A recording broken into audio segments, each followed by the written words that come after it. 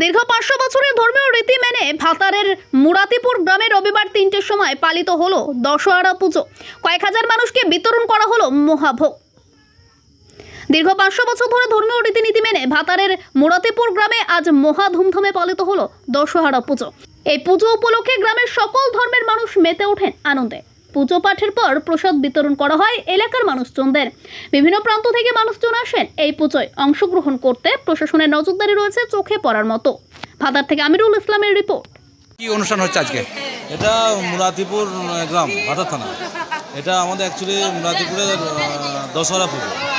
এটা বিগত আমাদের এখানে তো নয়, আমার বাবাদের এখানে নয়, মোটামুটি ধরুন 500 বছর পুরনো এই পুজো। এখানে অনেক বাইরে থেকে সব লোকজন আসে, নিমন্ত্রিত থাকে, প্রচুর সমাগম হয়। একটা মেলাও হয় ছোটোখাটো, প্রায় 5 দিন মতো মেলাটা থাকে। প্রশাসনের নজরদারি কেমন রয়েছে?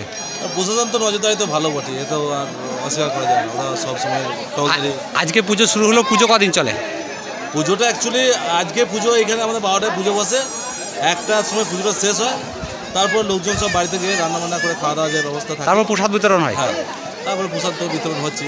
তারপর রাত্রে এই দূরদূরান্তে যে গ্রামগুলো আশেপাশে আছে, গ্রাম থেকে সবারই আত্মীয় স্বজন বন্ধু বান্ধব আসে, তারা আসে, রাতে খাওয়া দাওয়া করে চলে যায়, আবার পরের দিন সকালে আসে।